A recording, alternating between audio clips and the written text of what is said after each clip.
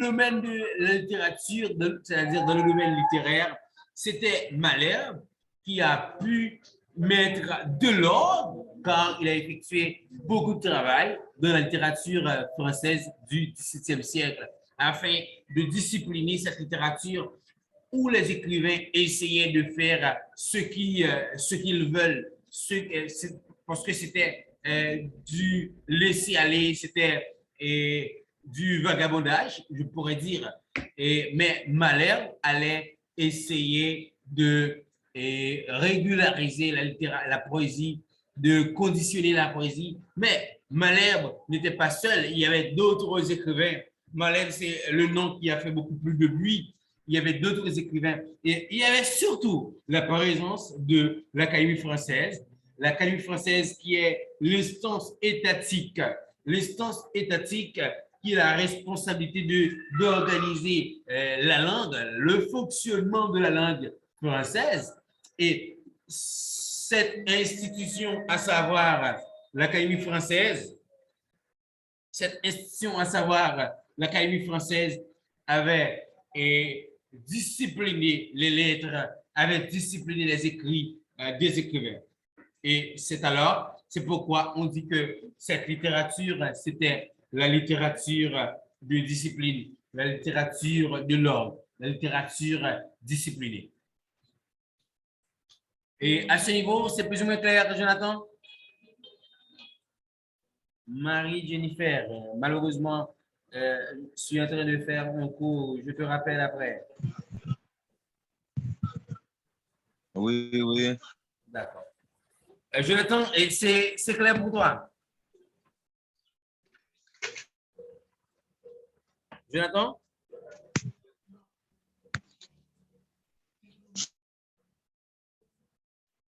J'ai rien entendu malheureusement, Jonathan. C'est plus ou moins clair?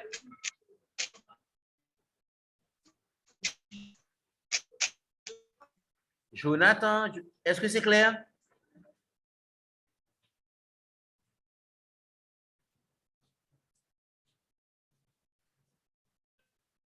Oh, on dirait que tu n'as pas répondu, Jonathan.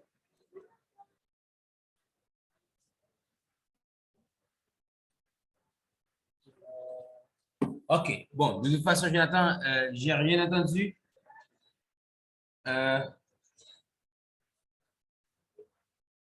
On vient de perdre Jonathan. Samuel, tu es là? Samuel? Oui. OK. Tout est clair, Samuel?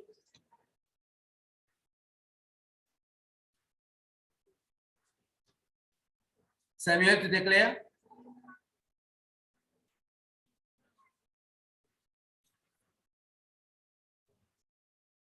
Ouh là là. OK. On dit aussi que c'était une littérature mondaine. La littérature du XVIIe siècle, c'était une littérature mondaine. Mais pourquoi mondaine? C'est parce que c'était une littérature qui est axée sur les choses de l'esprit, c'est-à-dire à la réflexion et l'imaginaire. Et on dit que le public, c'était un public plus ou moins avisé au XVIIe siècle. Et on avait l'habitude de réunir dans des lieux appropriés, et surtout des salons. On avait l'habitude de réunir dans des salons afin de suivre les séances littéraires, les présentations littéraires. Et le fait que l'écrivain était beaucoup plus intéressé au bel usage, au monde entier, c'est-à-dire à tout le monde, on dit que cette littérature, c'était une littérature moderne. Parce que on s'intéressait à tout le monde, on s'intéressait non seulement aux Français, mais aussi à tous les peuples du monde. On dit que c'était une littérature moderne. Mais voilà. Et non seulement ça, on disait que c'était une littérature chrétienne. Pourquoi une littérature chrétienne? Au XVIe siècle, il y avait une certaine refus du christianisme. Il y a un certain refus du christianisme. Il y avait un nommé, il y avait c'est François de Sales. C'est François de Sales et qui a vécu au XVIe siècle, qui a effectué un travail énorme et afin d'essayer de convaincre les écrivains par rapport à la conception christianiste du monde, de la vie, de la réalité. Et c'est ce même travail que Pascal, au XVIIe siècle, va continuer. Pascal va continuer ce travail en inculquant, en essayant de ramener l'âme du public aux sentiments chrétiens. C'est-à-dire, on essayait de mettre dans la tête du public le sentiment chrétien, la pensée chrétienne et la conception chrétienne. C'est en un mot le sentiment chrétien. C'est pourquoi on qualifie généralement la littérature du XVIIe siècle de littérature chrétienne. Ce n'était pas parce que l'inspiration était chrétienne, mais les écrivains étaient pour la majorité des chrétiens. Les écrivains étaient chrétiens, mais l'inspiration était païenne, parce que l'inspiration, on a rappelé qu'on vient de le voir dans la littérature d'imitation, l'inspiration, c'était une inspiration gréco-romaine, parce que l'inspiration venait de littérature gréco-romaine. Et l'inspiration n'était pas alors chrétienne, mais les écrivains étaient chrétiens. Et on dit aussi que cette littérature, c'était une littérature impersonnelle, objective, universelle, valable pour toutes les époques. Et parlant de littérature impersonnelle, il y a l'objectivité, il y a l'universalité. C'est pourquoi on dit que c'était une littérature impersonnelle, objective, universelle. Et quelque chose qui est universel, c'est quelque chose qui est valable pour tous les pays, pour tous les peuples, pour toutes les nations. C'est pourquoi on dit que c'était une littérature valable pour toutes les époques. Et non seulement pour le XVIIe siècle, mais c'est encore valable pour nous autres aujourd'hui. C'était valable au XVIIIe siècle. C'était une littérature à une tendance, avec une tendance universelle. Écoutez, et le XVIIe siècle, durant le XVIIe siècle, les écrivains se donnaient l'obligation de plaire au public. Ce public était méticuleux, il était exigeant et ce public était habitué aux choses d'esprit, c'est-à-dire aux choses de l'intelligence, aux choses de l'imagination. Et la puissance du public peut engendrer l'échec ou la réussite d'un écrivain. C'est-à-dire un écrivain qui essaie d'ignorer la présence du public, qui essaie d'ignorer la puissance du public, connaîtra de toute façon un échec. Et le fait de prendre en charge les revendications du public, l'aspiration du public, ça occasionne la réussite auprès des écrivains. C'est pourquoi les écrivains se donnaient l'obligation de plaire au public, de faire ce qui est plaisant aux yeux du public. Le public doit être satisfait. Et alors, on a observé et des écrivains qui essayaient de présenter des œuvres à la manière des gens ou encore des sous-auteurs, à la manière du public.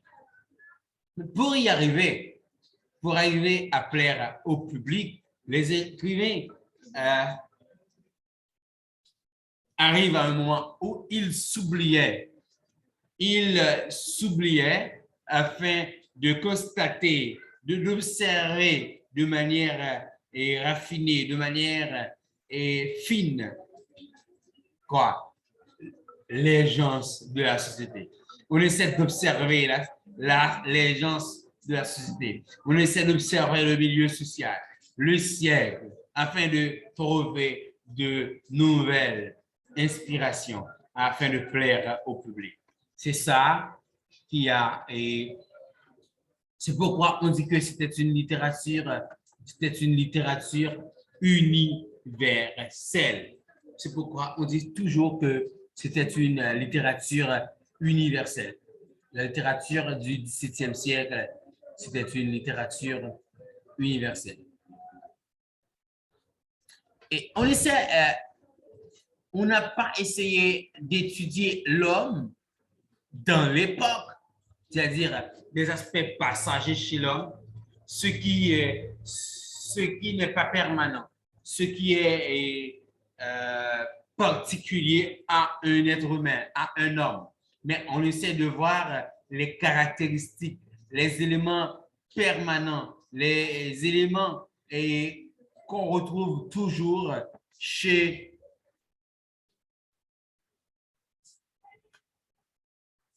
les éléments qu'on retrouve toujours chez les hommes, chez l'homme. On dit aussi que c'était une littérature psychologique. Pourquoi une littérature psychologique?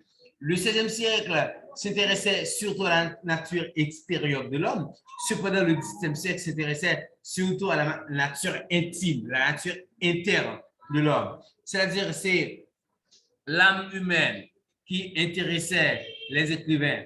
C'est le cœur humain qui intéressait les écrivains. On ne s'intéressait pas au paraître, on s'intéressait aux profondeurs de l'homme. C'est pourquoi on dit que c'était une littérature psychologique. Et la toute dernière caractéristique, c'est que c'est une littérature de la raison.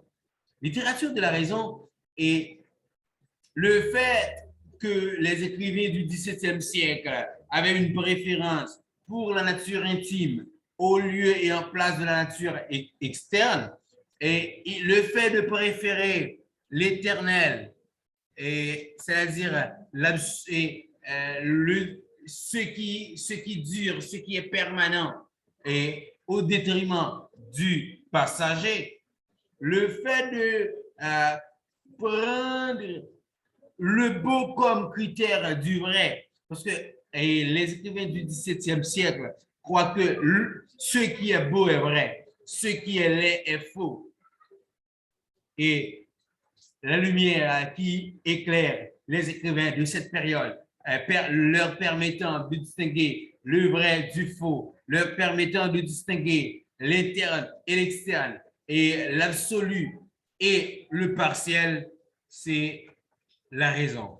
Et cette raison, on l'appelle comme, on la définit comme étant la faculté permettant de distinguer le vrai du faux, de distinguer l'absolu du relatif, de distinguer la vérité, de distinguer la beauté, la vérité du mensonge, encore de la fausseté, la beauté de la laideur. On dit qu'à partir de là, on dit que la littérature, cette littérature, à savoir la littérature du XVIIe siècle, c'était une littérature de la raison. Et on doit s'arrêter là parce il nous reste 7 minutes et pour que la réunion se termine. Et selon l'application utilisée, je ne sais pas si tu as une ou plusieurs questions, Samuel. Malheureusement, c'est toi et moi seulement. C'est nous qui sommes là. Je ne sais pas si tu as beaucoup de questions. Si oui, je t'écoute, Samuel.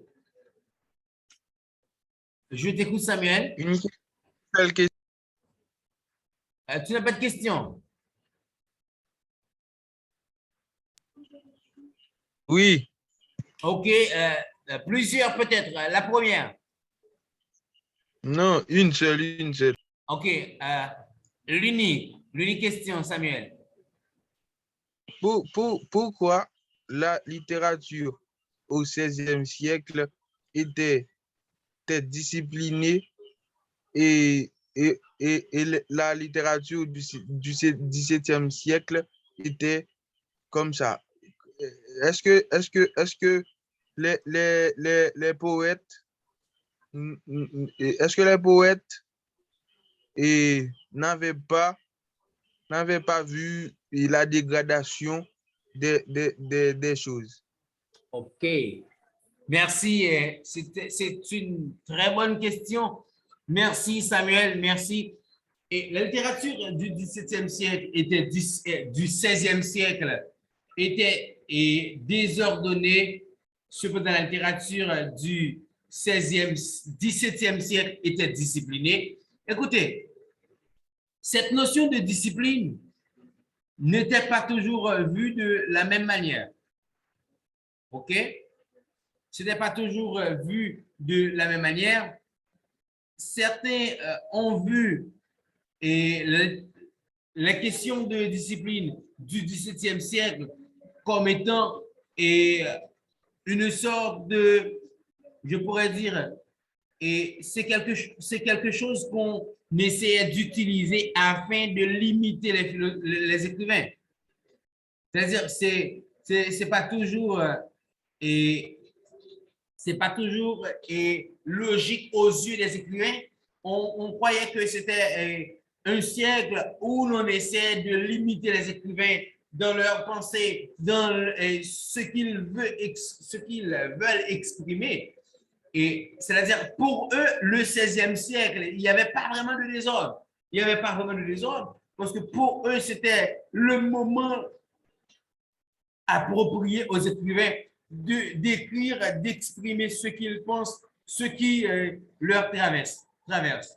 Cependant, pour les écrivains du XVIIe siècle, ils pensent que cette période était caractérisée par le désordre, parce que tout le monde disait ce qu'ils veulent et ce qu'il veut. Alors tout le monde disait ce qu'il veut et tout le monde fait ce qu'il veut. Et c'était du désordre parce qu'on ne peut pas fonctionner où tout le monde a le droit de faire ce qui lui plaît. C'est pourquoi les écrivains du XVIIe siècle condamnent la littérature du XVIe siècle comme étant une littérature désordonnée de désordre, mais c'est pas, c'est contrairement aux écrivains du 16e siècle qui n'ont pas considéré leur période comme étant une période de désordre, une période d'indiscipline. OK? C'est la façon dont les écrivains du XVIIe siècle ont qualifié le 16e siècle et que nous venons de considérer. Ce n'était pas toujours correct aux yeux des écrivains même au XVIIIe siècle, on va prendre à contre-pied la littérature du XVIIe siècle. On va rejeter la littérature du XVIIe siècle parce que pour les écrivains du XVIIIe siècle, c'était une littérature contrôlée par le gouvernement, par le roi. Et l'écrivain doit être plus libre, beaucoup plus libre que cette soi-disant liberté offerte par la littérature du XVIIe siècle. C'est-à-dire, on vient de voir la littérature du XVIe siècle comme littérature d'indiscipline. C'est aux yeux et au su de la littérature du XVIIe siècle. Ce n'est pas de manière globale. C'est pour la littérature du XVIIe siècle. La littérature du XVIe siècle était indisciplinée. OK? Mais pour ceux du XVIe siècle, il n'y avait pas de désordre, il y avait de préférence l'opportunité qui était offerte aux écrivains de s'exprimer comme ils veulent, comme ça semble bon à leurs yeux. OK? C'est clair, Oui, Samuel? Très clair. OK. Et tu n'as pas d'autres questions? Non, non. OK. Et merci Samuel. Et je vais vous envoyer le lien de cette vidéo et je vous enverrai aussi le document de ce cours afin que vous puissiez, avec toi spécialement, tu puisses revoir la vidéo et voir la note afin d'avancer. Merci. Et il nous reste une seule minute. Je dois m'arrêter là. Merci infiniment. À demain, Samuel. OK. Mais avant, c'est que le lien que tu avais envoyé sur le groupe, quand je clique sur ce lien, il n'est pas disponible. Oh là là. OK. Et le dernier, pour la dernière vidéo. Oui, oui. OK. Je vais te renvoyer le lien. OK, merci. Après le cours. OK. D'accord. Merci, Samuel. C'était un Oui. plaisir. OK, pour moi aussi. D'accord. À demain.